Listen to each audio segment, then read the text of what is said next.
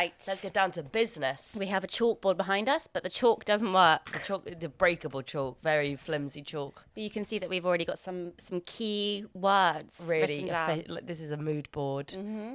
I'm sure they would have this in a business meeting. Or a script meeting, Exactly. maybe, per se. It's good to have a visual. A little visual. It's always good to have a visual alongside the words, the important words.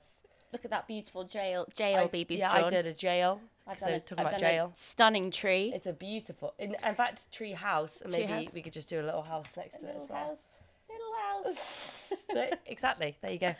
So this episode was called Too Much Birthday. Mm-hmm.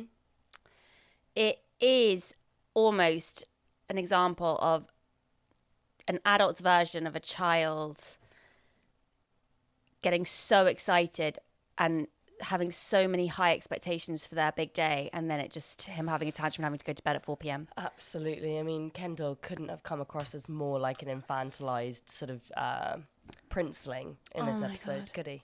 No, it was just tragic, his whole development in this episode. Even the way that they dressed him in that atrocious bomber jacket with was it a helicopter on the back or something like that? I thought it was a flying saucer. Yeah, it was a flying saucer. And I mean, everything about the way that he was pacing around, he really had the demeanour of a 7-year-old at a birthday party in this episode. So that was fantastic. But there was also so many recurring references to dreams and dreamland, and I'm going to stop living in a dream world. Mm-hmm.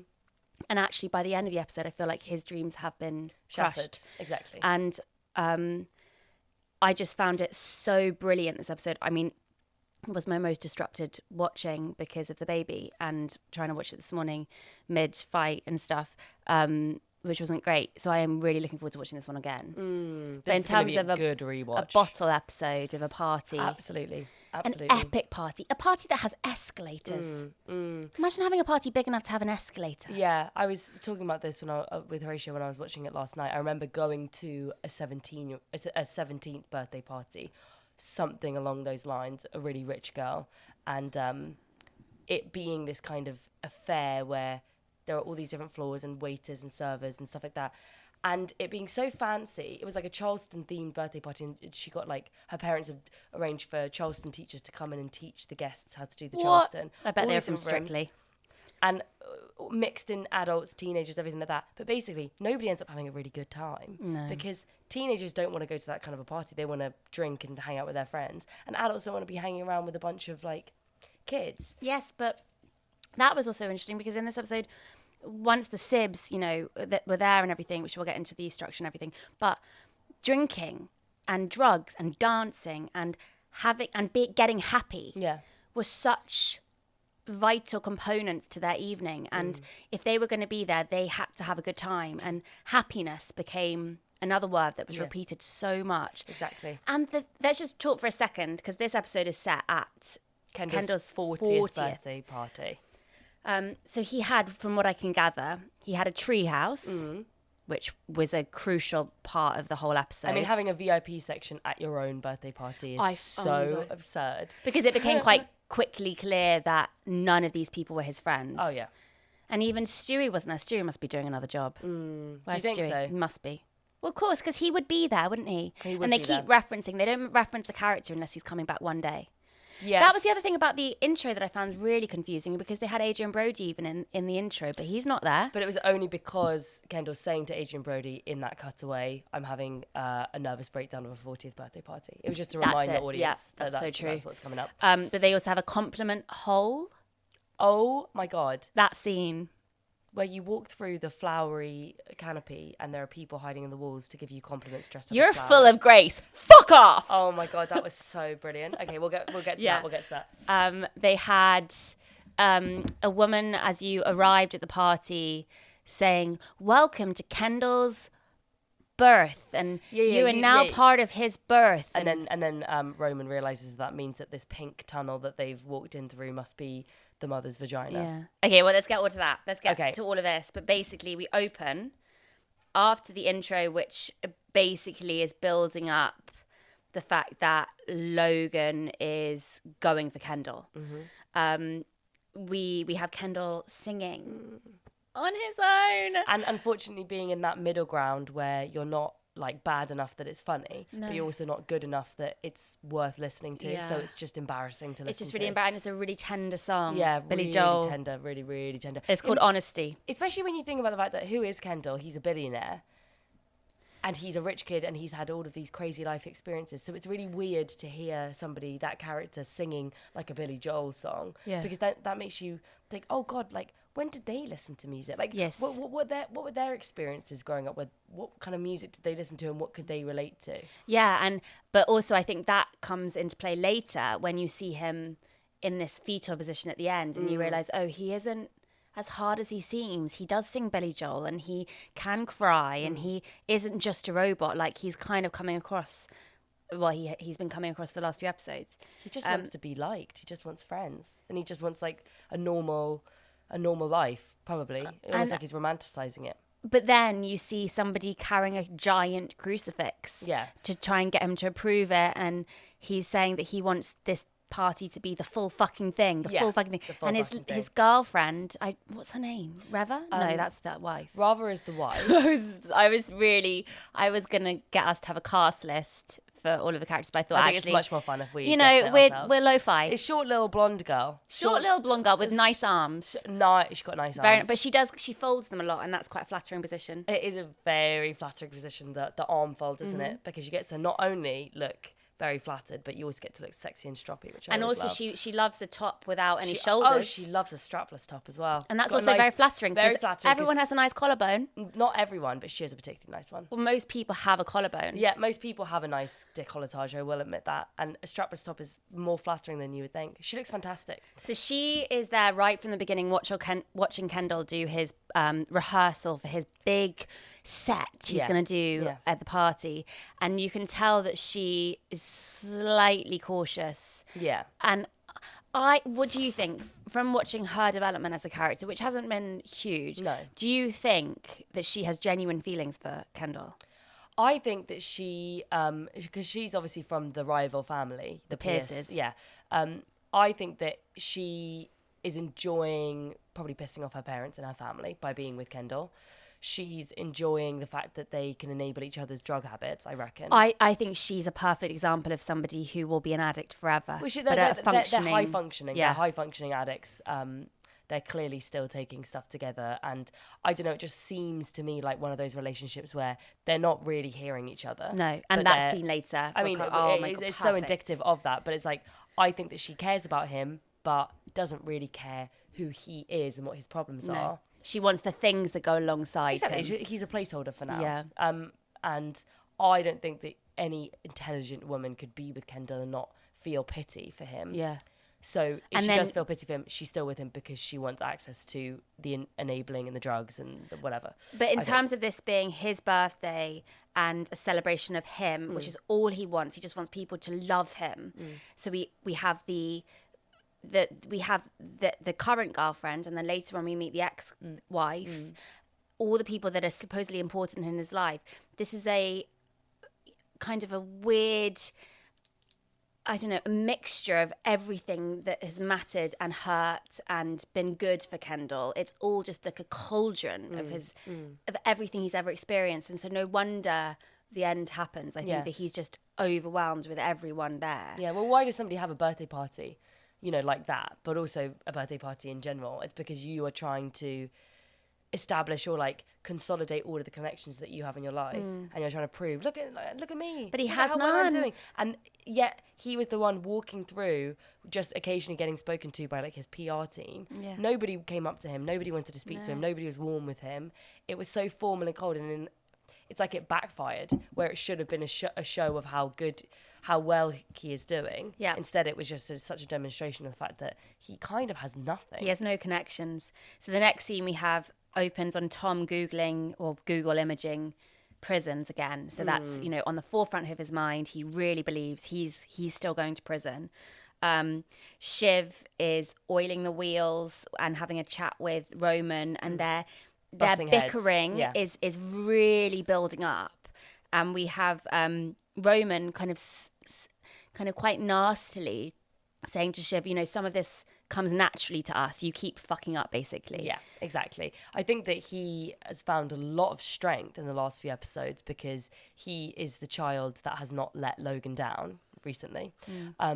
And I think that he's enjoying being able to stick it to Shiv because he probably knows deep down that Shiv is Logan's favourite. Yeah, and and he slaps the sofa really masculinely, and it's a kind of a hint of what's to come later on in the episode. But he's revving up, while Shiv is slightly weirded out by everything that's going on. And then when they reference Kendall's party, and Shiv's like, "Well, I guess we got to go because we've got to get in with the business, whatever, I don't, Maxon or whatever he's called." And Roman says, "Well, yeah, of course, I'm gonna go." And Shiv then does in a silly voice, "Ooh, brothers." I just think that's just fascinating. Yeah, but the thing is, they're so able to make these people feel like real, genuine business rivals as well as being siblings at the same time, because the dialogue flits between the two so well. But also they say before they go into the office, they're looking at Logan through the glass door and they say that he's having a midlife crisis at 80 years old. And then, she's dissing that, whereas Roman's saying, well, that's fucking great. Yeah, because you're sleeping with a woman who's 50 years younger than you. Yeah. Like, that's normal. That's actually the most normal thing that he could be doing. Exactly. So Shiv is trying to kind of hang on to that feminist sort of, like, she's trying flaunt. so hard, but she's, we see Carrie. Yeah, Kerry. It's Kerry. Somebody in the comments corrected us. It is Kerry. Sorry. Well, on another podcast I listened to about Succession, they were calling her Kerry. Is it Kerry? Kerry. So that's the word that I just said. So okay, she's pulling down the blinds very efficiently. Oh, Logan. She absolutely. She really thinks that she is like in there, don't you think? Yeah, like totally. her attitude is so confident. And we have basically them drinking champagne. Jerry's back. Yeah. Where's Jerry been? And Jerry saying, we're not going to get excited, but we've got a long road ahead. But basically the DOJ, she's got a connection. And the DOJ they're going to give a number rather than a prison sentence. So very quickly we realise Tom isn't going to jail. Absolutely. Shiv doesn't, and this is crucial for later on, Shiv looks at Tom but doesn't say anything. And there's a moment where they're all trying to kind of cautiously celebrate. And Tom looks like he's been hit by a bus. He's so startled by this news because it's just consumed him. I just couldn't believe that Shiv didn't hug him or just say, or just it was so evident that that's what she should have done. And yet Tom wasn't even the first person that she spoke to. She actually ended up saying something to Logan first. She ended up putting her foot in it again. Yeah. So as a moment for celebration, kind of within her family, to show that she's on their side, she should have at least faked it. Yeah. But yet what she did was say, well, don't fuck it up again, Dad, type thing. Justice, really? Well, not really. So she's always trying to have a voice for women and justice in a way, but she's always just getting it slightly wrong. Yeah, and in that way, it's almost like she's implying, well, this isn't what it... almost like she would prefer for Tom to go to jail. Do you know what I mean? Which in is some twisted way, which is obviously referenced later on in the episode. But then Logan, oh my God, that moment where he squeezes Tom's arm and says, I'll remember. Oh my God, I know. And Tom looks like he's just been touched by God. I know. And then you see Tom just leave, just go somewhere. In a trance. You don't know where he's going. Like that feeling when you got off the treadmill and you've been running for a while and so your legs feel all weightless.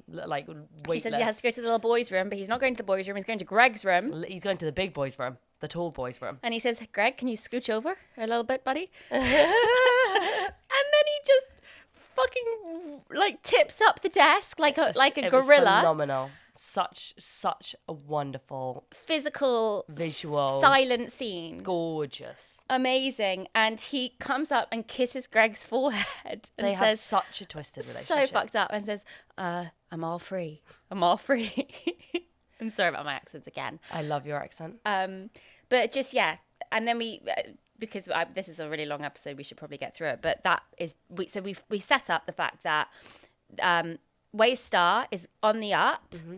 Kendall, even though he's, thinking he's going to have a great time at his birthday, actually, this could be a huge problem for him. And then a little bit of tension with Tom and Shiv. Roman's power is on the rise, but Tom and Shiv, something's going on. Yeah, definitely. Then we go to the RSVP list, which is just fucking tragic. The Irish PR is, oh my God. I know. She's basically going through names. She says, it's 85% yes, but 15% no. And Kendall says, well, 15% maybe. 15% maybes, that's basically no's. That's not living a dreamland. Yeah, exactly. And that was so brutal because, that makes you think of all of the things that you've ever tried to invite people to, and whenever they say, oh, maybe I'll come, and deep down that they're not going to come. Exactly. Yeah, it was a brutal truth. And when other people are so excited about something, but everyone else is just along for the ride, and you're just there because you've got to be like, you're accompanying your lover or you're accompanying your sister or whatever. So for him, he assumes that everyone else is as excited as he is about his 40th, but no one gives a shit. Yeah. They're just organising and doing their job. And then he says, I want this to be fun for you too. It's highly egalitarian, do your job, but, let's all have a good time together, Yeah, but he says that to Darsha, yeah. who's playing, her character's got a really weird name. What is it? Like, what? Sheba? Sheba? Chuba? Anyway, Darsha, I'm just going to call her Darsha, Kendall's PR. When he says that to her, I want you to have a good time and I want the service to have a good time and all this kind of stuff. There's like a tiny flash of insult in her eyes where it's like, these people are just like, they're working for you for one day. I've been working for you for fucking months and you're saying that we're on the same level, because he just doesn't appreciate the people doing all of this shit for him, running around. And that comes into fruition later, doesn't course. it? So we have Tom in Logan's office now after this. Kendall screaming off the balcony, it's my fucking birthday. Birthday? Is your fucking I messed up birthday and balcony. He screams at the balcony and his girlfriend's next to him and we're just like, okay, Kendall's obviously a bit unhinged. And then we cut back to Waystar and Tom creeps into Logan's office and is like, hey. And there's a big problem. Well, I didn't really understand this because obviously I don't understand anything technical ever. This isn't a DOJ issue, it's a Gojo issue. Very easily confused, DOJ and Gojo. I feel like they dropped in this Gojo thing this episode and were like, okay, you're going to understand it, even though we're not going to explain it to you. Because it took me What is it? It's a tech it's site. Okay. So Go basically, this is my attempt at understanding it. So obviously we've got gorgeous, what is his name? Not Mads Mikkelsen. Alexander Skarsgård. He's gorgeous, but I think he's, I wouldn't trust him. Oh, I wouldn't trust him. He's got such an evil face. No. He owns some big company that Waystar want to buy. It's clearly like some kind of tech company to do with streaming, because when Roman is trying to negotiate with him later on, Roman makes a joke about Waystar's own streaming app and how shit it is compared. So I don't really understand what the Gojo thing is. I keep getting DOJ and Gojo confused, but you go for it and explain. Well, from my brief understanding, I think that Gojo is a tech company, something to do with streaming. They've definitely never mentioned it before in any of the episodes. Like, I'm not being stupid. Like, this was a new thing. Well, Logan keeps calling them the young kids or the new kids. So it's clearly something to do with a type of like technology that Waystar haven't mastered, given that Roman keeps referencing the fact how bad their streaming service is, so much so that he even, defiles it later on in the episode. But anyway, so they need to get this guy's good favor, buy his company and merge it with Waystar, and then it'll be something really lucrative for the company. But Logan doesn't want to go ahead with it because he feels like he's been dissed by them not sending Alexander Skarsgård's character, but sending the young guys. Yeah, he feels offended. Exactly. So they were supposed to have some big meeting that was going to seal everything up really neatly, and then it's uncertainty once again because Logan is pissed off. So Roman, being the protective, good son that he is, probably goes into Kendall's party with this mission of, I'm going to get this guy to agree to have a meeting with us. Yeah, and very interestingly, Kerry pipes in with something. Logan asks Kerry what she thinks, and Kerry says something like, fuck Madsen. Yeah, and Shiv is so angry that Kerry has a say and is like, well, I don't think fuck you is a tactic. Yeah. I mean, Kerry is grown in such boldness and confidence, but Shiv has the energy of the teenage daughter who doesn't like her new stepmom. You know? Totally. So, and at the end of the scene, it's clear that they're going to the party, and Logan seems a bit upset about that because it's a sign that they're not fully on his side and that he can't really get in ever on the sibling bond. And he then sneaks in, well, since you're going, give him this. And it's a very ominous looking envelope. And then it's the party. And then it's the big party time. God, we're party girls, aren't we, Jessie? Yeah. I think this episode also shows so much about it is them in their child forms. Like, there's so many examples of bullying in it, from Tom, from Kendall. Roman's true self, I feel like, comes out as well. Yeah, well, Roman's worst side came out, Really bad, yeah. And it just shows that with some, every tiny little bit of power you get, it just gives you a little bit of ammunition to be a dick later on. Exactly. And I don't know why it feels so vital that with siblings, you kind of put them in their place. With the siblings, it's so clear that because the power dynamics are so constantly shifting, I think if they were just work colleagues or friends, you can sort of let some things lie. But with this group of them, they're constantly going to be revolving around each other's orbits. They're like, the fact that they even went to Kendall's party is kind of wild. But it shows that because of that bond being there, you can't quite ever let go. But it also means that you can't ever let anything lie. Like you're always going to have to bully them or pick at them. And you or can't whatever. really change your place in the family or the things you've done. Yeah. And so... Yeah, you can't. They're always going to remember your worst, most embarrassing moments, as Kendall shows with those posters later on. But anyway, and they go ostensibly to corner Maxon, Alexander Skarsgård's character, to kind of woo him. That's why they're going. But I think they would go anyway. Roman, I think, hints that he would have gone anyway. Yeah. Shiv and Tom are going to kind of celebrate the fact that, Tom is going to celebrate the fact that he's not going to jail. And he arrives and he's like, I'm just so happy. I'm just so happy. I think I'm going to do so many drugs tonight and I'm just going to be so happy. And Shiv, isn't really responding. So nonplussed. And she's got this big beachy wave going on in her hair this episode.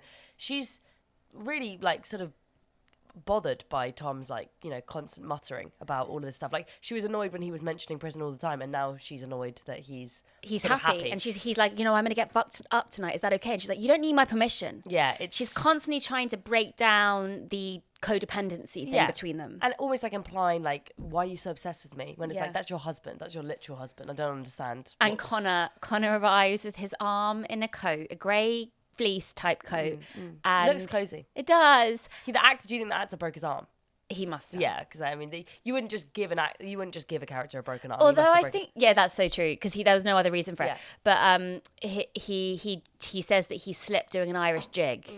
It's just hilarious. And the thing about siblings, yes, they can talk about business. Yes, they can be kind of vicious to each other. But it all does usually whittle down to conversations about simple things, usually. So Shiv, in this kind of corridor, as they're getting into the party, is talking to Roman about his girlfriend, who we haven't seen in this series at all. Yeah, I mean, when Shiv mentioned a thing still going with Tabs, I was like, what, from season 1? Yeah, exactly. We didn't even see her in season 2. We did see her in season 2. That in season 2, that's when he was like, well, should we just get married, even though they hadn't had sex? No, I'm pretty sure that was season 1. No, it's season 2. That was a wedding episode. And that was in season 1, end of season 1. Okay, well, tell us what you think. But she hasn't been around for a while, we know that. But, Shiv's kind of trying to prod him with, how's the sex? How's your intimacy? And Roman's kind of trying to be all like blasé about, oh yeah, I love the intimacy. I love it. I love sex. I love sex. Yeah. Sex is constantly an issue for him. And Shiv knows that's how she can annoy him. Exactly. That's the pressure point. And then he tries to get back at her and she says, well, I'm the one with a functioning relationship. Well, is this when he says, oh no, that's later. That's later. Yeah. Yeah. Oh, and then Greg is basically telling Tom that he's going to ask out the PR woman. And Dasha. This is Tom's first moment where I was like, no, Tom, because I fucking love him. And I just found this so mean. Yeah. He was like, you shouldn't even be looking at her. You shouldn't even be thinking about her. She's top shelf. You shouldn't even be, and I just thought, and Greg gets a number of digs in this episode that really are just mean, and I was really upset about it. But maybe given that he's been through a tough time in the last few episodes, like losing his inheritance and thinking he's going to go to jail, he has like a certain amount of perseverance because he still goes for it, Yeah, despite and he's still upbeat. He Exactly. still seems a little bit human, which he did lose maybe with the watch stuff and the Greenpeace sewing thing, but I think he's regained it. Yeah. Yeah, he's really regained it. And he says, well, how did you get Shiv? Yeah. And then Tom's like, because I got the dick the size of it and I didn't understand what word he used. I didn't like, understand I what rewound reference that he so many times to see what word he used. And I fucked like a bullet train. Oh my God. And it's like any guy that says that, you just know is not good. And then Greg's like, prove it. And Tom's like, what? Boys, boys, boys. And then we cut to Kendall, and he's saying, you know, where's the Sibs? Because that's what he cares about. He wants them to be there simply because they want to be there to wish their brother a happy birthday. Yeah. He is so deluded. He's just had the letter publicly, you know, out there that he's from Shiv. You know, how can he expect Shiv to come to his birthday and not be there for a reason? Exactly. But he, you know, in the way that when we have a fight, we'll come back together and then maybe reference something that we said in the fight and be able to laugh about it. He thinks that that's the terms he's on with these guys, because the first thing he says to Shiv is, oh, well, I know that Shiv, you love to write me letters, so I thought you would have sent me a letter, kind of thing. Yeah. Thinking that maybe that stuff is in the past. Like he still has like a level of optimism that their relationship will heal. And also, I think it always is... Excuse me, sorry. It's always on the flip side of either being absolutely brutal or quite jovial between those three. So we have this moment where the three of them meet, Shiv, Roman and Kendall is watching them from the balcony, and then they come in. He's watching over his party of strangers, and then Roman and Shiv come in, and I just think it was fascinating how he said, you know, what are you guys doing here? You shouldn't be here. When he wanted to say, oh my God, you're here. Thank God you're here. Yay. And then they try and play it down by being like, well, it was only a 10-minute drive. Yeah, and Shiv's so mean. She's so cold. Roman tries to kind of be all right. Kendall goes in for a hug, and Roman's like, oh, okay, are we doing a hug? And then somebody asks, so who's here? And then Kendall says, who isn't here? And then they all chime in with your mom, your dad, your wife and kids. yeah. So great. And then when sorry, BB's sick, but she doesn't have COVID. I have a cold. I've got the super cold. I don't have COVID, everyone. Don't you worry. I've tested myself. So have I. We're responsible. Really responsible girls. But yeah, when Kendall says, you know, you love writing me letters, Shiv says, well, I couldn't find one that says happy birthday and get well soon, which just sums it up perfectly. I mean, what a line. And then Connor comes in his coat, and Kendall does not like this coat. He really doesn't like this. But he lets it go at this point. He notices that at this point, but he lets it go. Well, yeah, and he says, you know, what happened to your arm? He seems genuinely concerned, actually, about his arm. And Connor then says, oh, well, I just got overexcited with my political breakthroughs.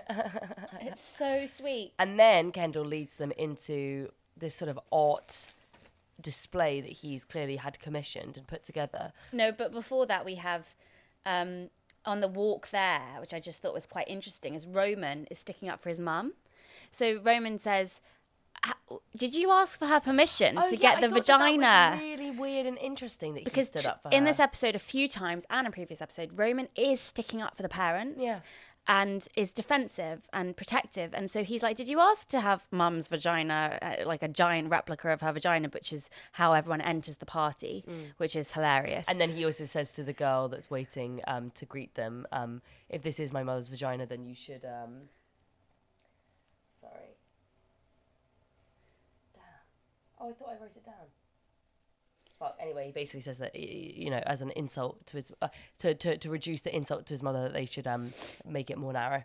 Yes, exactly. And then Kendall dismissively says, well, it's okay, Roman, you can have it. And then Roman jokes, okay, fine, thank you. But I can tell he actually cares. Oh, definitely. And then... he says to somebody, I think Kendall says, did you get me a present? And Roman jokes, yeah, I bought your baby teeth and an iTunes card. I just, you know, he just so desperately wants to be given things and to be shown love physically and verbally and with gifts. And they all have very different love languages, and that's totally, yeah, that's so Shiv true. is his physical touch, maybe. No, because she's so cold with Tom. Yeah, but then when she sort of when she apologizes to him, yeah, she sits on top of him. Yeah. Kendall's is gifts, and I think that Roman's is it's acts of service, because yes, totally. He's quite old fashioned in a way. He doesn't think that you should disrespect older people or women or whatever. Yeah, that's so true. Then we have the amazing art installation, fake newsroom thing, and I paused it and I wrote down. How fucking weird is that? It's just fucked up, and it shows again how deluded. But also that shows that he really needed his siblings to come. Like, he did that for them. Yeah. Imagine if they hadn't turned up. How fucking embarrassing that And would be. people are in there taking photos of this stuff like it's a weird art gallery. And I freezed it. So I mean, I paused it. I freezed it. I paused it so I could see. So there's 3 boards. Yeah. Pause for coughing.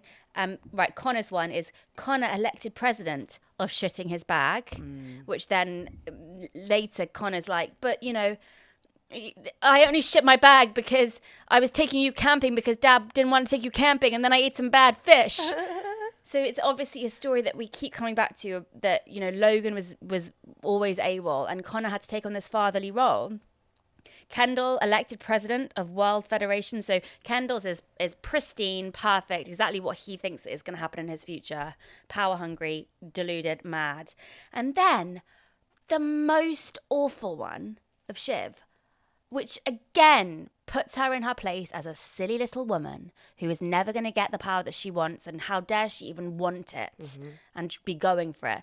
Wife of Tom Wamsgan, not even her name, just wife of Tom Wamsgan, arrested in sweep of city streetwalkers. So the most banal fucking crime. And it just shows that Kendall is putting her down. You're a little woman. You're the sister. You're never going to get the respect you deserve. And even the crime that you commit is going to be like a shit walking over a street type thing. It's nothing. Exactly. Yeah, making her seem so pathetic for having such sort of lofty ideas of herself. Like, and the identity, her whole identity, which she really wants to put out there, is just constantly being made invisible by her siblings. Exactly. And her dad. And then what was Roman's? And then perfect. Failed sibling dies in tragic jerk-off accident. And the only one with a sense of humour, Roman says, you know, well, at least, you know, somebody was looking at me as I was jerking off, so who's the real winner here? And not a bad way to go. But Connor gets so upset, and he's like, but what if McCartney tweets this? And then, I always forget his girlfriend's name, the Miss... Willa. Willa's like, you know, please, you know, you got to take this down. And then she even defends him, doesn't she? She defends him, but the best defense is later. Oh, yeah. Later. Oh, my God, it's just brilliant. And Kendall very quickly realises, and he's like, oh, it's coming down, Connor, it's coming down, you know. Oh, okay, I've got to circulate everyone, you know, this is the best birthday ever. Yeah, you've got to circulate as if, like, he's got a million people that want to talk to him. And then, actually, he just skulks off and reads the letter on his own. But what I thought was visually really clever in this episode, because it was almost like a giant art installation, the whole thing. Yeah, it had all of these, like, sort of, they look like projections. They had projections of Kendall, but as he leaves them from that art installation room, he walks and there's just walls of projected fire. Yeah. And burning and being burned is such a huge theme. And then, so he reads the letter, he gets burned by his dad by basically getting a letter saying, happy birthday, which is crossed... Excuse me, sorry. Happy birthday, which is crossed out, and then cash out and fuck off. And then a formal letter saying, you know, the deal, like how we'll buy you out just to get rid of you. Yeah. And then as that fire is going on, then we have Darsha. Darsha with Greg and talking about being burnt, because Darsha's like, look, I'm really sorry, but we're going to have to attack you in the press. Yeah. Oh, when no. Greg is wanting to ask her out. And Darsha's actually, this is the first time where she's had like a number of lines. Yeah. And she's a bit more, she's a bit gentler. Yeah. Because she basically says to him, like, I'm sorry that we have to do this. Yeah. I'll try and make it. Targeted rather than terminal. Exactly. And then he does a maiden accent. I know. And he says, I do a fair maiden. Oh, but you're the fair maiden. I hope you're not. I hope it's okay, fair maiden. I'm going to be fine. And then we go to Kendall and his girlfriend. Brilliant scene, absolutely brilliant scene. Oh, when he's told about his present from the kids, right? No. This is Kendall with his girlfriend, and he says that, you know, Dad sent me something, and it's, you know, a Trojan mindfuck. And he says, you know, they're basically offering me to get out, and she says, well, how much would that be? How much would that be? $2 billion. And he quickly says $2 billion. Can you fucking imagine turning down $2 billion? No. But Kendall is kind of thriving off having some news from his dad and is trying to report back to her and you know, I'm going to mind game that motherfucker. And she's like, but, you know, maybe there's a world where you do get out. And then very quickly he realizes, okay, she might fall out of love with me if I don't do something drastic. She obviously wants me to get out. So what am I going to do now? Right, I'm going to tell her I'm going to buy her things. And I'm going to say, oh, I'll take you to Marrakesh. Some, like, and we can rants, doesn't he, about all of the things he'll do with I'll his buy money. you diamonds and I'll buy you the LA Times and, you know, we can live in Marrakesh and smoke dope all day. And it's his way exactly of showing love. Yeah, but also, you know, I don't think that he really means any of that. It's almost like he's just saying, well, I'll do anything to keep you, but also at the same time, almost like the first seeds of doubt are starting to plant in his head. Yeah, he looks about like her. glazed over. Yeah, like, okay, well, if that's what you want, but it's his way of palming her off and So not they doesn't have to really talk about it because anymore. he's embarrassed basically because he feels like now he's been ousted from his family. He didn't want that letter. He, whatever happens, wants that blood tie and wants to stay in. well, he wants just some sort of communication from his father that isn't just purely transactional, isn't it? Okay, and then it's the Treehouse, right? No, then we go to God, sorry, my notes are clearly not as comprehensive as yours. I made some very intense notes last night. So then we have the PR going to Kendall and saying, okay, listen, Roman and Shiv are wanting a private meeting space. And you see Kendall's eyes and you see him hurt because he now realizes Shiv and Roman are only there to track down Maxon and to get a deal out of this. And he looks fucking hurt. Yeah. And so you see him also in his brain say, okay, I'm going to get nasty now. I'm not going to let them have a private meeting space. No. And so They try and enter the Treehouse. So and this is just fucking great. And Roman says any man who tries to rebuild his childhood treehouse definitely belongs on a sex register. Yeah, which is great. But Kendall's language does become like an 8-year-old. You know, you're not allowed in my treehouse. In any other show, it would be too on the nose, but because they build the set in such an authentic way, where it's like you can actually believe that would be something that they would have at like a millionaire's party like this. And he says the treehouse is cool and you're not. And so they're turned away from the treehouse at first, aren't they? Shiv and Roman aren't allowed in because he's saying, you're not going to get in to meet my friend, my business kind of way out here. You're not going to get in there and fuck that up. And also, you shouldn't, you know, you didn't want to come to my party, basically. Exactly. And so you hurt me, so go away. And I'm now going to get my bouncer to take you away because you don't have a rainbow wristband. And then Roman says, hey, Ken, please can we enter your mental illness or something like that? Yeah. Yes, that's perfect. And then Kendall says, no losers allowed. Fucking hell, it's so childish. It really reminded me of the stuff that we would say to each other as children. Totally. But then, when Shiv and Roman haven't been allowed in, Roman says something like, basically lets Shiv know that he's handling some stuff with his dad without Shiv's awareness. Oh, yeah, and she flips. Yeah, when because Kendall, part of the reason why he sort of justifies why they're not allowed inside of the treehouse is because he references the letter, right? Yes, and Shiv doesn't understand. Because she hasn't been informed. She's not in the loop with this. And she only finds out by Kendall saying as he walks into the treehouse, oh, great head fuck from you and Dad, Roman. Mm-hmm. And she is furious. She's furious. And she's saying, Dad, and Roman very cleverly, or like Snidey says, you know, Dad and I handled it. Mm-hmm. You see him growing in confidence in how he even speaks to Shiv. Mm-hmm. Because he's saying, like, we make decisions without you because you are not a vital part of this machine. And that's been her whole mission, is to be the most vital person in the company. Exactly. So she can't handle the fact that she hasn't been informed and in the loop on this decision. And she keeps going down a peg in power. Yeah. And then we go into the treehouse and, oh no, it's Alexander Skarsgård. Looking fresh, looking mean, hot, looking mean. Looking that perfect level of evil on his handsome. own. Oh, he's so well, you know that they'd ruin your life, but you'd also be like, yeah, bring it on. Yeah, bring he's tall, he's athletic, he's still got hair. He's still got hair, he's still got a nice shoulder. But, you know, and he always plays nasty characters as well now. I've never seen him play a nice character. He always plays guys with like a bad edge. But also, this is really mean of me, but I also think that he he's so good at playing nasty. Now I'm just like, mate, what's going on? Exactly, a bit suspicious. Anyway, Kendall says, heads up, my siblings are looking for you. And he says, well, what do I need, a crawl space or something? Yeah, yeah, because he's basically making fun of Kendall for already having like this VIP Treehouse thing. Like, so the next level of that would be a crawl space, which I thought was like a bit of a mean dig. Do you understand what a crawl space is, or do you think it's like a toddler area?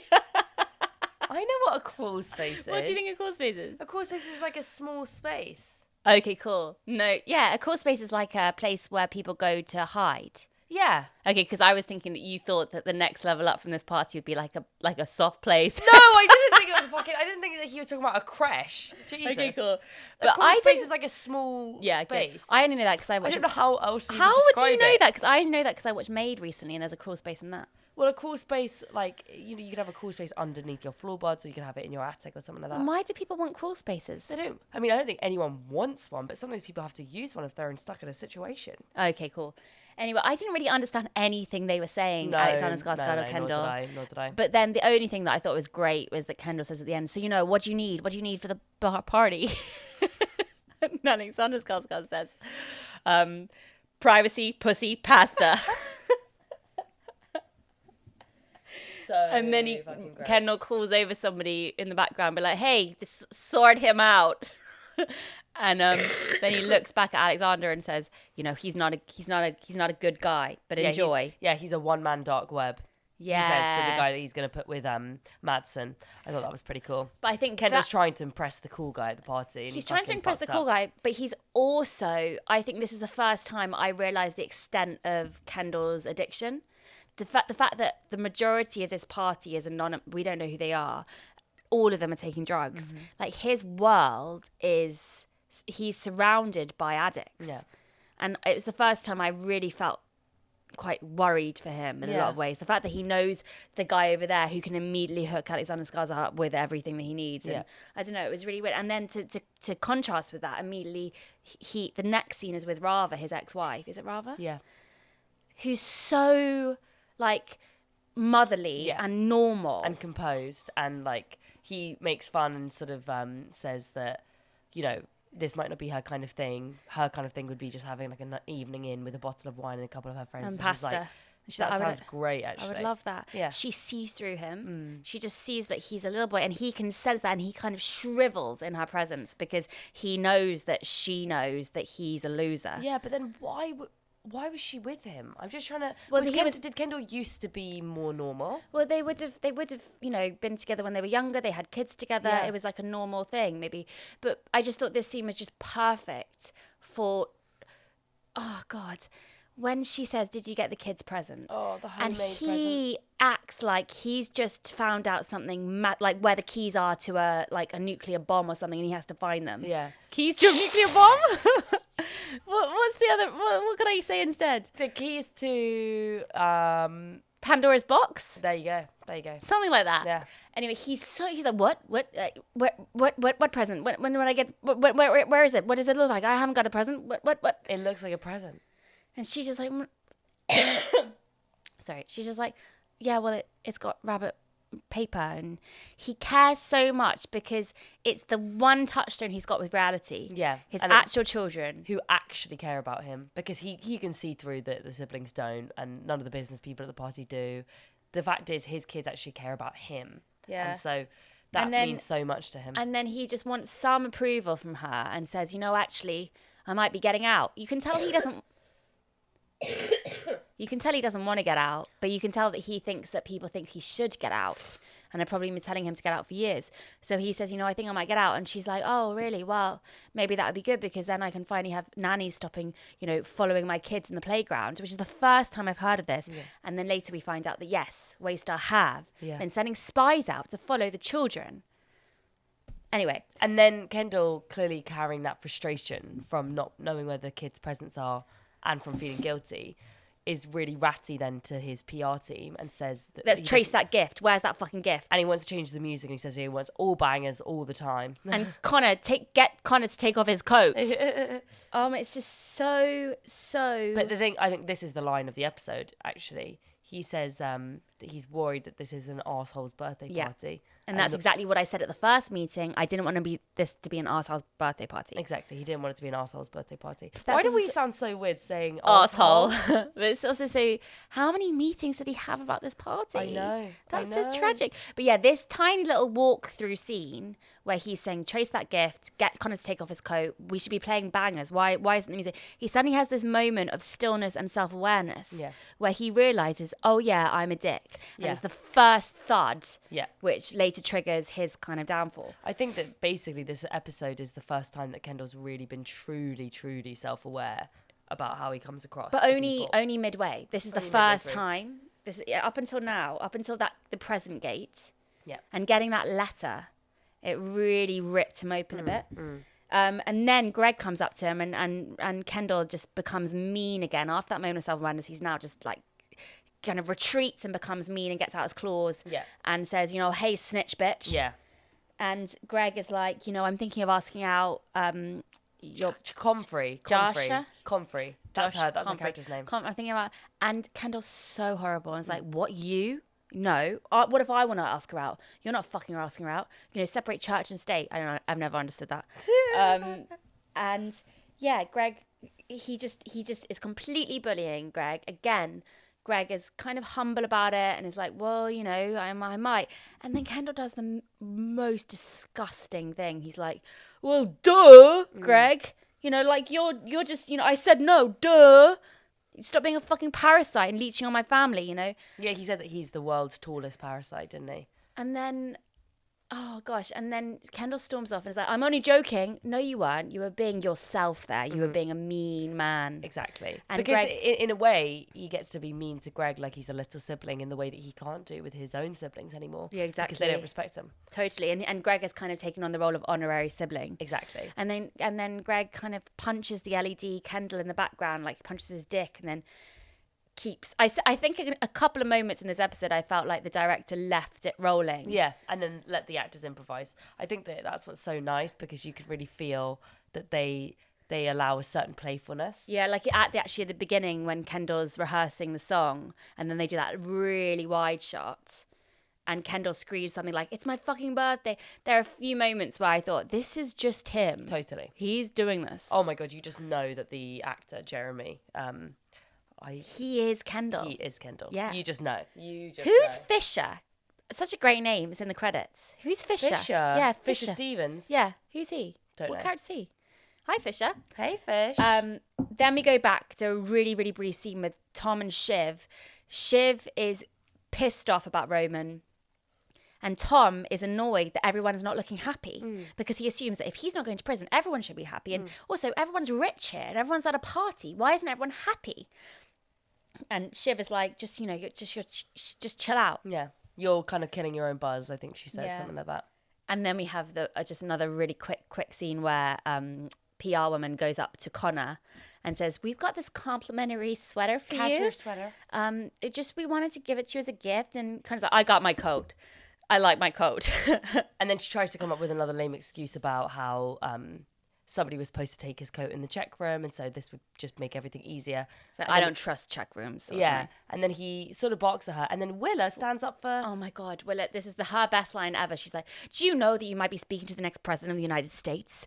And Connor... The way he looks at her face afterwards. He looks out. And Willa's like, oh, I just wanted her to fuck off. And she just wouldn't fuck off. And Connor's like, she did fuck off. Oh my God, he's going to just go down on her and just like woo her all evening. It's going to be so gross. God, he's just literally like, he's just going to just thrive on that moment. For like 7 hours. Yeah, he's in gratefulness. And she's going to be lying there. Please, Connor, stop. And then we have Roman sneaking his way back into the treehouse. And I thought this was just so funny, and just a really quick glimpse into the writers having being on the pulse of social commentary right now with kind of consent and all of that stuff, because the bouncer just basically manhandles him, and Roman says something like, I didn't give you consent to touch me, I didn't let you touch me, and the bouncer backs off, and this is just a tiny moment, but I thought that's just but so also great. I feel like in that short moment is you really saw Roman's voice change. he became powerful, and it was such a sort of a visual representation of what that level of power means, because these people did step to the side. He did get his way. And he says, that's my brother. That was my brother saying I wasn't allowed in. He's my brother. And the bouncers seem to get that too. Yeah, exactly. But he just was so powerful in that moment. And I just thought that was quite telling, because you sort of forget, because you're constantly with the Roys, you sort of forget how above everybody else they are in They're terms famous. of their status. So people wanted to come to this party because they wanted to look at the famous people. Exactly. So I just thought that was, Roman is like, it's like he's building up his inner fire or something. It's like he's about to peak. Whatever he's on is about to hit. And Totally. he's going in there and he's revved up and he's ready to go. Mm-hmm. And there's this, again, language I don't really understand between Alexander Skarsgård and Roman, but they're like, you know, you just saw my mum's pussy. And Alex is like, well, yeah, have you seen my mum's? My mum's is gross or something. It's just like, you're being so stupid, vulgar, tiny little kids here. What's going on? But the thing is, I weirdly think that the Madsen character, he seems like such a jock. He seems like such a sort of like sleazy man millionaire. And I don't think Roman is like that. But Roman is able to adopt the language because he knows what he has to do to catch the culprit. So when Madsen says, when's your dad going to die? Oh, and it's horrible. Roman looks so insulted. You know, like, you know that's a hurtful thing. And he says, he is my father or whatever. Yeah. But he doesn't let his upset overtake the meeting and means that he would storm out, like probably Kendall would do with Shiv. Roman has got the ability to play the doormat when he needs to. Whereas Shiv and Kendall are ultimately too proud. Exactly. So Roman is able to sort of compromise and say, well, if you sign with us, you never have to interact with my dad ever again. Yeah. And that whittles down to let's play, basically. Let me play with you for a bit. And Alexander Skarsgård's character enjoys that. Exactly. And I just think symbolic how they go to the toilet, again, another weird toilet scene with Roman, and he lets Alexander Skarsgård piss on his phone. On the streaming app, because Roman's argument is, yeah, we know that our streaming app is complete shit, and that's why we need you. And as a show of power, and so that I can sort of, I think, make you vulnerable, because they're having a conversation while Alexander Skarsgård is holding his dick pissing and Roman is sort of sealing up the last negotiation bit of their deal. That's a really powerful position for you to be in. You're the one telling this person who's holding their genitals. I just thought symbolically that was really interesting that Roman was able to get him to such a vulnerable position. But Alexander Skarsgård enjoyed pissing on this guy's phone. But Roman didn't realise he was pissing on the phone until after, which I thought was really funny. But there's this moment where he's pissing on the phone and we get a close-up of Alexander Skarsgård's face. And it's just like, so juvenile. Yeah.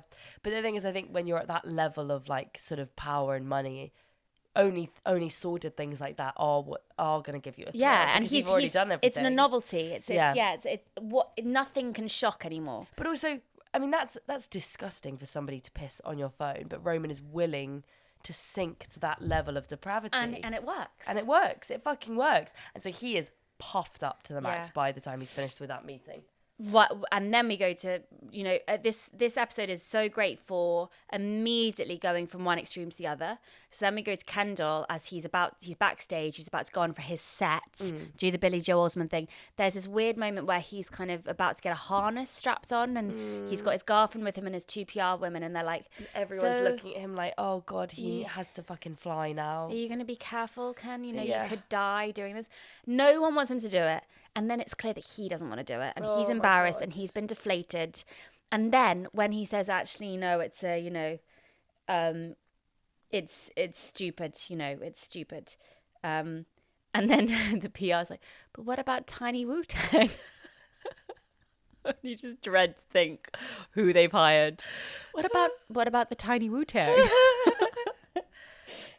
So what was he going to do? I think he was going to like fly and come down and then be on the crucifix. Yeah, because he's going to have a tuxedo on the crucifix and then sing a song. And he basically says what he's going to do, and he says, you know, it would be this, and I would be flying the crucifix, and it would be really symbolic of the fact that I'm leaving the power of my whatever.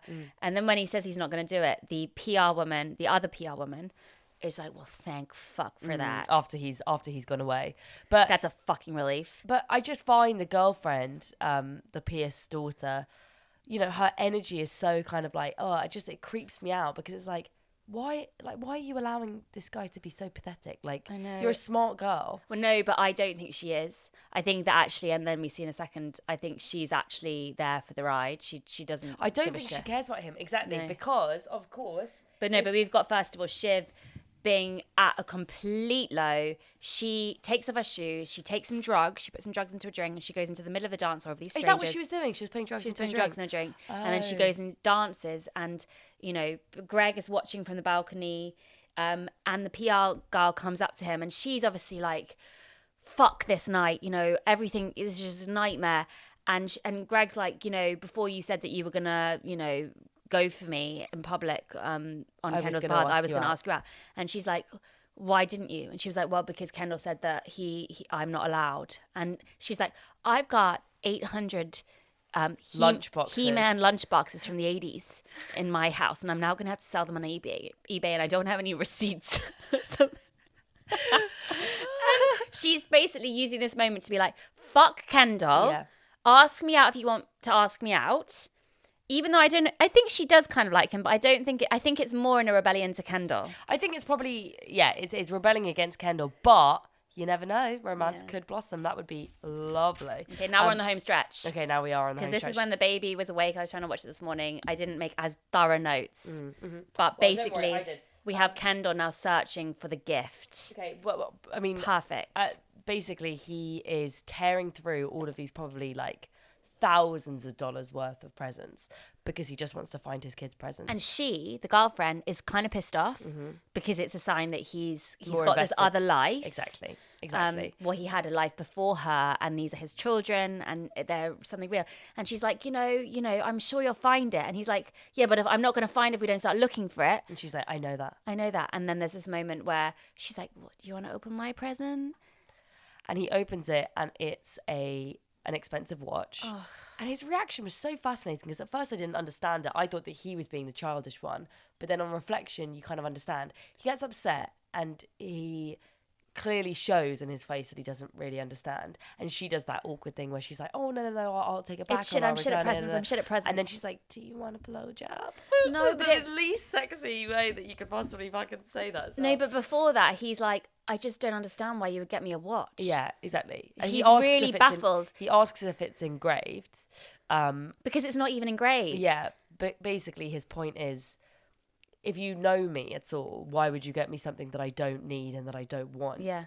And meanwhile, I'm looking for a gift from my kids that they made. He keeps repeating, they made it. They made it. Yeah. So it kind of shows that their relationship is purely on like a material level. And then she says, "Do you want a blowjob?" Oh, does she say that yeah, afterwards? it's a kind of a last resort. Yeah, like a sexual transaction type of thing. Because that's the only way that they can respond. But when Kendall says, I don't understand why you get me a watch, I feel like that's the most honest thing they've ever said. He's ever said to her. Exactly.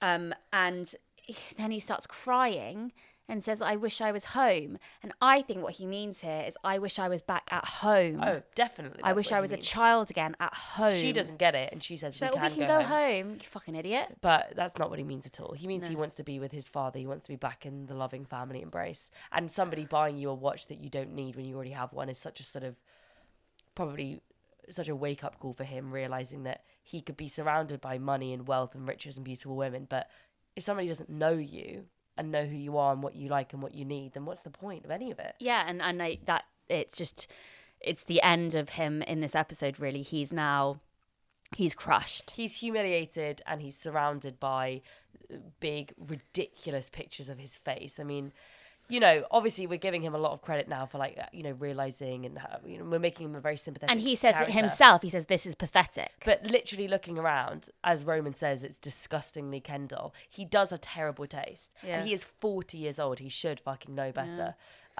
So it's just very sad to see a person realizing how much of a loser they are. And then we have Tom and Greg, and Greg is all excited because he's going on a date with this girl. And it's the first time romantically that he's had any success that we've seen. And then Tom is... And they're walking through the fucking flower compliment. I mean... No. Yeah, they're walking through the flower, something. But Tom is immediately aware that Greg has got this energy and he was wanting a buzz. It was his night. Yeah. And it just shows again how juvenile it is. Tom bullies Greg, is like, but no, why are you happy? I should be happy. And Greg's like, but this is great for me too, and you're not going for jail. And he's like, well, I took the wrong combination of drugs. And I feel like, and then you have someone popping out of a compliment hole being like, you're full of grace. And so I was like, what the fuck does that mean? What the fuck does that mean? What the fuck are you trying to say to me? I wonder That's a weird thing to say. I wonder what combination of drugs they would take. I know, exactly.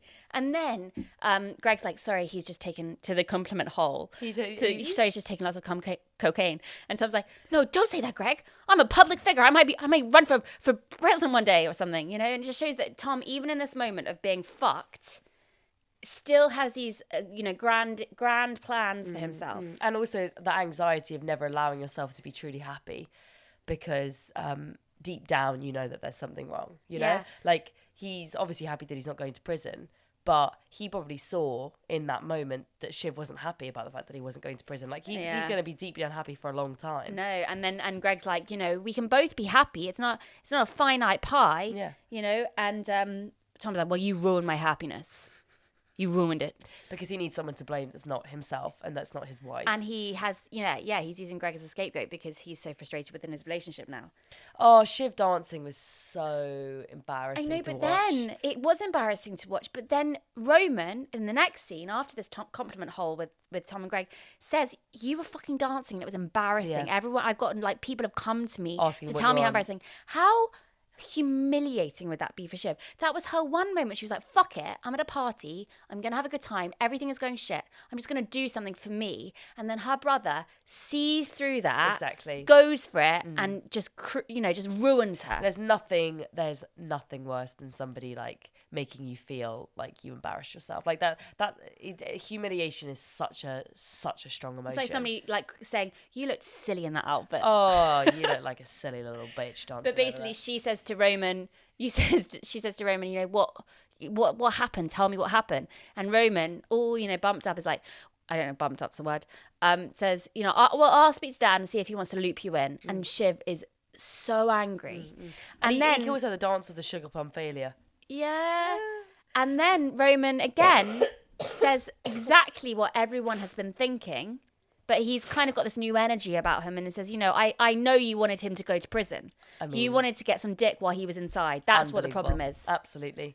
And maybe that's true. Of course that's fucking true. Who do you think that she would have sex with while Did you think Tom he was going to jail? Did you actually think he was going? Did you think I was going to jail? Did you think Logan was going to jail? Exactly, because basically he calls out Shiv on her whole arc for basically this season, which is that this whole women power feminism thing that she's had going on is actually just her way of wanting the men in her family to step aside so that she can take over. Yeah. And that's not gonna fucking happen, No, sweetheart, we'll be fine without you. Exactly. You thought this was a ladies' night, but it's not. Exactly. I mean, he puts it in it's so cutting and it's so true at this moment in time in Succession. Obviously things change a lot, but I mean the absolute role reversal where this season starts where women are the one telling their stories and all the men should be bowing their heads in shame and apologizing, and someone like Shiv is going to be at the top. And it's like, oh my God, all of that was a fucking lie. Yeah, I know. It's they actually were able quite to dance. shocking. It's really, really shocking. Roman, who I've thought of being as the most moral in some weird way, for him to be the one to tell that truth. But then again, he then kind of ruins it by saying something so stupid at the end by being like, oh, you're just annoyed because Dad wants to fuck me now. He doesn't want to fuck you anymore. And Shiv's like, what? That's so weird. Yeah, it's so weird how, yeah. So we're almost at the end now. So now we have the... Oh, yeah. I love it. My gosh. No, but just another line that was really good from that interaction when Shiv was sort of arguing her case that she should have been involved. And he says, how would you finesse it? What, by ruining it? Yeah, which is true. Riding guys Shiv. while he was inside. Then we go back to the treehouse. Kendall emotionally goes up to Shiv and Roman and says, you shouldn't be in here. Can we get them out? And he's comatose. He's almost his dad when he had to sort of herd his dad up the hill during the hike because his dad was sick. Yeah. The girlfriend is sort of herding him like Yeah. he's this invalid. And he's not embarrassed about that. And he says, Roman then to kind of be spiky says, you know, Mattson hates you. Yeah. He hates you. He was bitching about you. And then all Kendall can be like, you stole my idea. You stole my idea. And then he says, you're not a real person to Roman. Yeah, you're not a real person. And then Kendall says, and get dad to stop spying on my kids.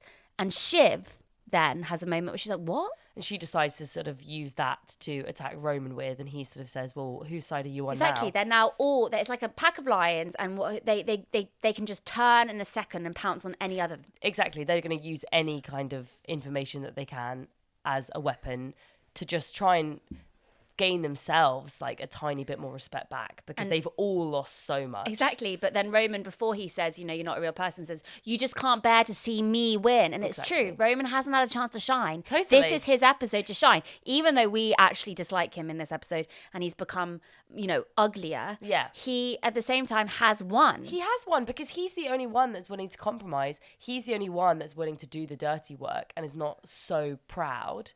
And he's the one that's kind of willing to humiliate himself and let a fucking guy piss on his phone in order to get the deal. Yeah. And he's done the dirty work for them. Totally. And then we have the closing moment of this scene, and basically the episode is Kendall looking at Connor and be like, no, you've forgotten that Roman pushes Kendall over. He pushes him over. Yeah, but don't we have to take your coat off before that? That's afterwards. That's as he's wandering out. Oh my god, yeah. So we'd have Roman be like, "Are you gonna hit me? Are you gonna fucking hit me?" And then he just sort of jokingly pats him on the shoulder too hard, and Kendall falls like a rag doll. Like, oh, so he doesn't push him? No, but like he pushes him a little bit, but it's not like Roman was actively trying to push him onto the floor. He probably just thought that Kendall was going to have a bit more fight to him. Shit, yeah. And he doesn't, and he just falls like a floppy dolly. And then it's Kendall so say, pathetic, and he starts crying, and then he says to Connor as he leaves, Connor, and he says, "Take your fucking coat off." Oh my god! I totally get that, because you want you to would blame. say that to me. I would say that to you. It's exactly like like with you. the same quavering voice. You would so say that to me. You go for the tiny little things because they matter so much. Because it's about, look, you've hurt me in a huge way, but look at the small way that you've hurt me too. But also the small ways add up. Yeah, exactly. And that coat was Kendall, it was all about appearances for him tonight, and he wanted to be seen to have loads of friends and to be the cool guy. And just to be in control. To be in control in his treehouse, doing the deals. Can't even get his loser older brother to take off his fucking coat. No. And so then we close with... No, so Shiv and Tom are in the car on the way back. Shiv looks destroyed. Oh, yeah. Tom also looks destroyed because he hasn't had a high that he thought he was going to have. And she's like, do you want to go out? You want to go somewhere out? And she's like, actually, no, honey, I'm just going to, no, thank you. And then Tom tragically says, I might be out for a while. And then Shiv has a little moment on her face where she says, oh, yeah, he's going to fuck someone. Yeah. Or just, this is over, really. No, I think it's the first time where she's like, yeah, he's going to, I'm fucked. He can now go off and fuck other people. He's not going to prison. Oh yeah, he's going to go and fuck someone. It's just a moment where she's getting what she deserves, because she was the one who wanted an open marriage. You know, she was the one to first of all sow that seed. So, oh yeah, this is actually, she never thought it would happen. That's really interesting. I didn't think that that's what her look was saying at all. But I hadn't even remembered about the open marriage thing. I thought that her look was sort of, oh fuck, this is it now. Because the whole prison thing, that was like an escape. That was an excuse for why, you know, their relationship wasn't great. But now that the prison thing has been taken away and they still have like a shitty relationship, I felt like her look was her resigning herself to that fate. Oh no, but I totally saw him saying, in the way that he said it was so loaded. Yeah, and I might be out. You deserve this. Well, no, but it's also him crying. He wants his wife to come out with him. Yeah, she's saying no. He wants to celebrate the fact that he's not going to jail. Exactly. She doesn't give a shit. She hasn't even really acknowledged that he's not going to jail. She wants to go home. She's too consumed with herself. Exactly. He is a partner. She's not. Yeah, totally. And then we end on Kendall in the fetal position. In a cute little sort of cartoon duvet. Kind of, you know, symbolic of the fact that his birthday, the theme was the birth. Yeah. And now we end in him, you know, being looked after by a shitty girlfriend. Wrapped up like a baby. Wrapped up like a baby. And she says, it's just a party. It was just a party. Yeah, but it wasn't just a party. It wasn't just a party. It was a party for her. Yeah. But not for him. No, it was a wake-up call for him, wasn't it? It was. Well, good job. Good job. I think we were both a little bit How spaced did out you? for that one. What would you say? This was one of your favourites, or? Definitely. I think that this episode was really enjoyable. I think this was one of my favourites. This was one of my favourites I of am, this season. not to be, negative, but I cannot wait to watch this again and not have to make notes. It's always way better watching it the second time. Because it's so detailed and dense, and there's so many amazing lines. Just like to watch it again and not to worry about, oh, they said this, because the fact that we have now studied it in like geeky detail. It means it's so nice to watch it the second time round. Because now we understand. It's like we've read York Notes. Exactly. We've written our own York Notes for Succession. Succession. That is what it feels like. We should write a Succession York Notes. Yeah? That's what we should do. We don't have that time, but we have that ambition. Thank you so much for watching. See you next week. So there's only, this is a 9-episode series. There's not 10. Bloody Yes, hell. there's only 2 more episodes. My goodness. So you can only enjoy this for 2 more episodes, okay? And don't you enjoy it. Don't you enjoy it. But I reckon people will come back to us and watch it when they watch Succession. I don't think that, definitely. we know that it's not, been the viewing numbers we thought it would be. This is for us. This is a passion But project. this is a passion project. This is a passion project. I have, copious pieces of paper now with my notes on. What the fuck am I going to do with them? I love that we just... What? I just like... No, it's fine. Tell me. Go on. Tell me. No, I just think it's so funny that, like... We every single episode we're like, we know that you don't like this, but we're gonna keep doing it. I think it's worth it for us just to have something that is something to keep us going. It just makes me forget about how shit life is for a bit. Yeah, it does me too. It is an alleviation. It also makes me feel like I've gone back to school because I have to take notes on something. Yeah, and I enjoy being like academic, and I'm like, my notes are never that great, but still. No, but I think it genuinely is an alleviation from thinking about us for a bit. It's nice. Anyway, thank you. Thank you for watching. See you next week. Bye.